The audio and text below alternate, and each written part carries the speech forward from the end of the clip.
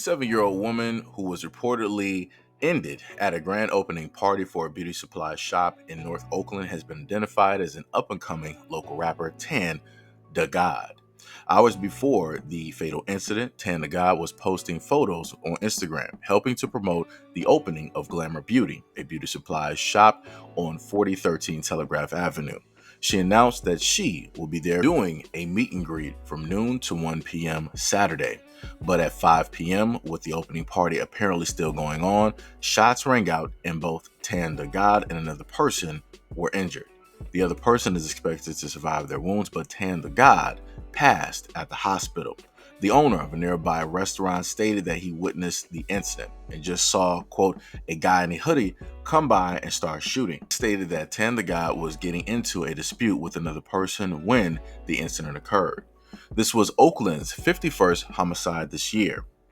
Oakland rapper Mr. Fab posted on Instagram Sunday about the passing of Tan the God, writing that he had been booked to appear at the same event with Tan the God. Quote, "The violence is beyond understanding. The hurt, the pain, the trauma has made a forever lasting impact. I will always remember you as a hustling go-getter with a world of ambition, drive, and courage, and a heart big as Texas." So this is what it states online, right, about the rapper that you see in front of you. They stated that the Oklahoma rapper took the life of her abusive ex-boyfriend that was a gang member. Went into protective custody, made a diss record about his murder with him as the cover, called X-Wood Pack with his face as the pack. Left protective custody and had this event and they found her. I'm going to say this. My condolences to the friends and the family and the people that worked directly with her, because I know a loss of life is a pretty hard thing to deal with. But I'm going to say this, the same thing that I normally say when it deals with the guys that are doing stuff like this. It's very difficult to feel sorry for the individual, especially when you find out what the individual decided to actually do. So not only did she decide to take the life of her ex-boyfriend, nobody stated that it was clear-cut a move in self-defense or anything like that. She took his life. And again, this is not excusing anything that he did at all, because again, he should not have been putting his hands directly on her, but this is the life that she was living because she decided to be with and date somebody who is a gang member. So she decided to be with this gang member. They were in a relationship. One thing led to another. Then she decided later on at some point to take his life. And not only did she take his life, she decided to use the image of him on the front of a diss track that she made directly about him. And then people also stated in the video that it showed her in the video. Now, this is the music video that she got. She's sitting up there with her girl, going, grabbing masks, grabbing weapons. And then later on in the scene, it shows them in the ER next to a body wearing a clown mask. So all of this is going on.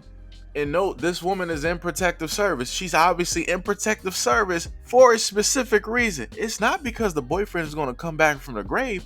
She is in protective service because other people's like, yo, we know what you did. We're going to sit up there and come see you.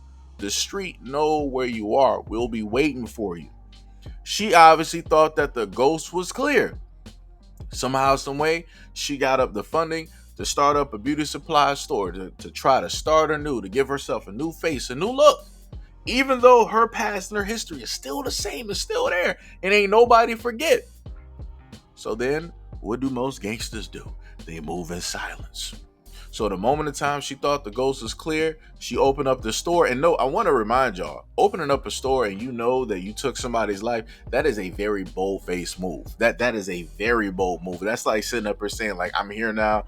I don't got nothing to worry about. You can't touch me. I'm untouchable. What we gonna do? So because she put out that bat signal, people came and sat up there and saw her. So during the opening of her brand new life, somebody came through, aired out the scene, and rode off into the sunset.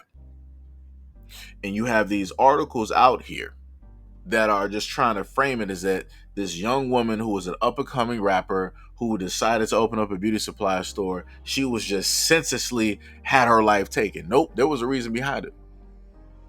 There was a reason behind it, because it was personal.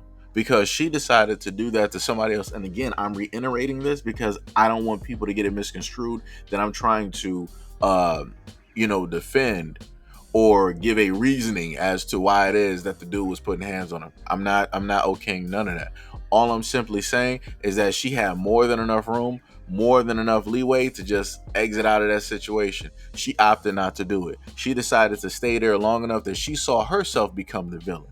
And she also went down as that villain as well. And that was it. And this is why I keep telling people that y'all need to start talking to y'all daughters. Y'all need to start talking to y'all daughters.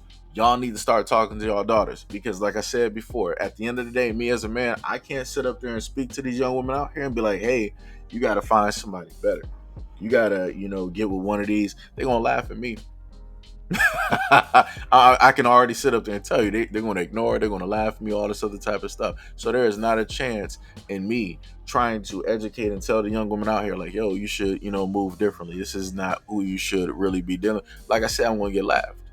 So for the women out there, y'all need to start speaking to these little girls, or you're going to start ending and losing a lot more daughters like this. Just like how people, within like the 10, 15 or whatever years, people are always talking about like, oh, we're losing our sons. Y'all about to start losing y'all daughters real quick, fast, in a hurry, because ain't none of y'all wanting to talk to them. And I'm specifically talking to the women. Ain't none of y'all want to sit up there and talk to them.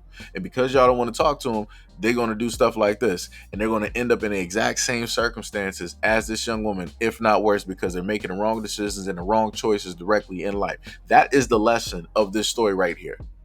As a young woman who wants to do something with their life, move differently. Be around different people. Don't associate with people that could potentially lead to you seeing the Grim Reaper at an early age. She was in her early 20s. Early 20s, at least from what I read in the article. Life extinguished, gone, never to be heard or seen from ever again. And it's crazy. She was an up and coming rapper, and now you have a lot of people that do know her name, but that's the only thing that they're going to know about her is this. That is her legacy. That is her legacy. Like I said, the life that a lot of men lead, it is not built for women.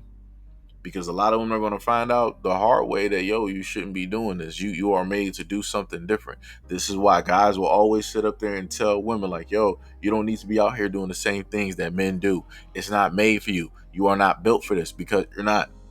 And then you'll have some women out here that want to sit up there and listen, but oh, you got some hard women out here that were drug queen pins. That's not nothing to big up.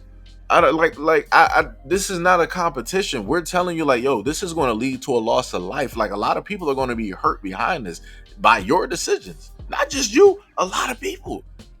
And then people want to try to turn this into a tit for tat type of deal. And it's not. And it's not. But anyways, like I said, my condolences to the family. My condolences to the friends, my condolences to the co-workers directly out there. Hopefully all three of the groups that I listed, hopefully y'all talk to y'all kids too, because it's dangerous out here. Hopefully y'all talk to a lot of these female artists out here, because it's dangerous out here.